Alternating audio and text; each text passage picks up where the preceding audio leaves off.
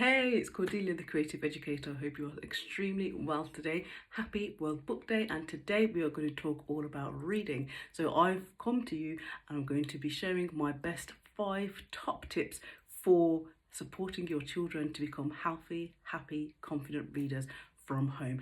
And at the end, I'm going to share an extra bonus. You wouldn't have thought about this one, so I'm going to add it at the end. So stay tuned and listen up. So the first one is to create a print rich environment.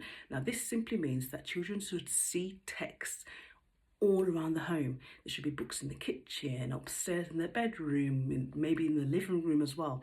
In each room, there should be a nice selection of books for children to dip into as and where they can. And it should be easy for them to access as well.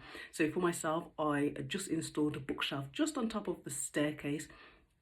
And from time to time, when my children are walking up or down, because it's right in their vision, it's right in their view, they see it and they think, I'm just going to quickly take a book, or what book haven't I read today? And without them having to go to a certain cupboard, it's right there in front of them. So think about their environment. Have you created a print-rich environment for your child? The second one is writing and wordplay. Now, a lot of the times we think that learning and writing and reading belongs in the classroom, when that is so far from the truth.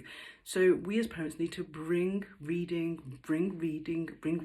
into our homes as well, and support our children to actually play with writing, to play with reading. For example, if it's shopping time, can they create a shopping list for you, no matter what the age? I've started my child from as soon as he can actually pick up a pen. It was around about 2-ish. And I says, right, we're going to write a quick shopping list. Obviously, I couldn't understand what in the world he'd written, but the fact that he picked up a pen and was trying to form letters to form his own shopping list. So just simple things like that, encourage them to actually read and write without the pressure of the classroom, without the pressure of getting something wrong. It's about playing and keeping it interactive and fun too. Now, a lot of children we know will just say, I just don't like reading. But there are other ways around it as well. Have you tried audiobooks or read-alongs? Because some children simply prefer that to an actual written text.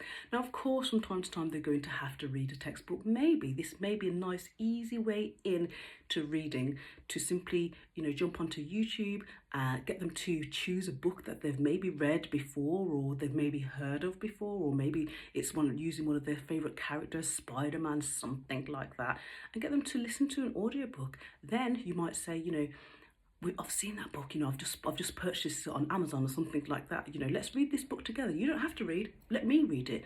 And they're listening and looking at the words and looking at the text and looking at the illustrations. So that's a nice, easy way into reading if your child does not like to read, using audiobooks and read-alongs as well. Now, sometimes reading, we know, can be a little bit boring. It can be a little bit drab. You open the book, you sit there and you just read, right? So it's up to us to make it interactive and playful as well. So maybe instead of, reading at a desk, can children lie on the floor, get them some nice little blankets, make it comfortable, get in hot chocolate, maybe some marshmallows? I don't know, it's up to you. Think about what your child actually likes doing. Think about what they enjoy and fuse that into a little reading session. Maybe they could go under their blanket, or you can make a tent. There's fantastic ways that you can start them off on their reading journey.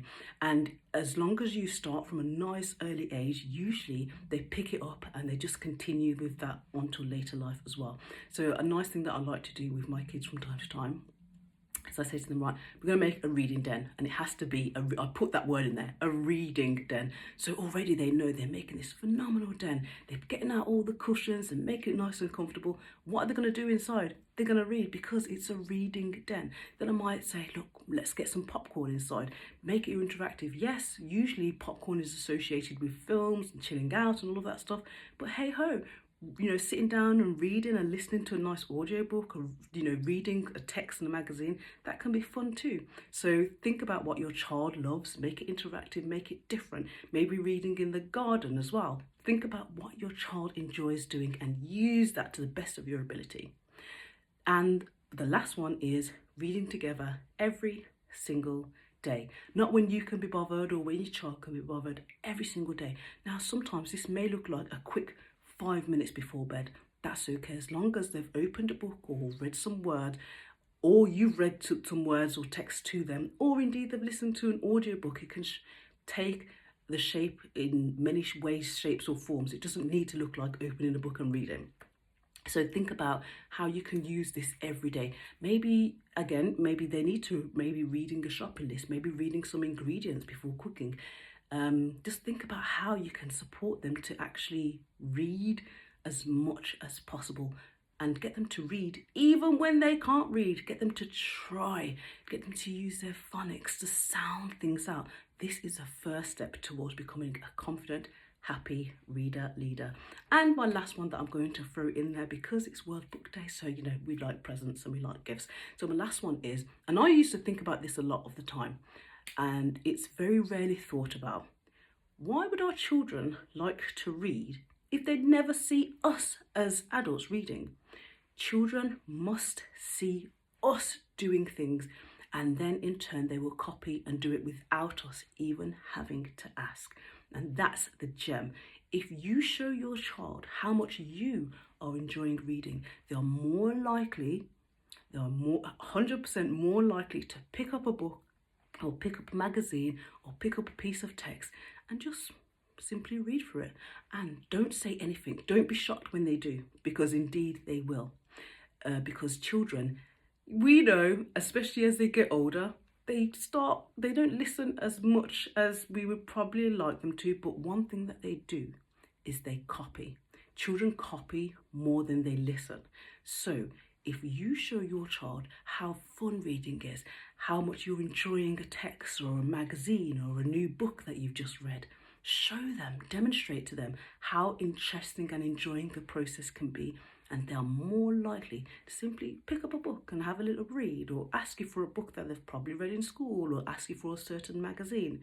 Don't be afraid when it starts to happen, because indeed, if you show them, they will copy. I know that.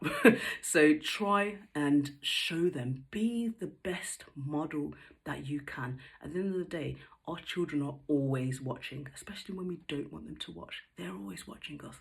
So model the behaviour that you expect from your child, and indeed they will become a happy, confident reader leader, and they will just simply take this phenomenal life skill into as they grow older, and they'll continue with it. So that is my 5 tips with an extra one thrown in for World Book Day. Really hope that helped. It's Cordelia, the Creative Educator. Have a great one. Happy World Book Day again, and take care. I'll see you on the next one. The farmer pulls up leeks. I let down heavy things are hard to move. Box, get me a box.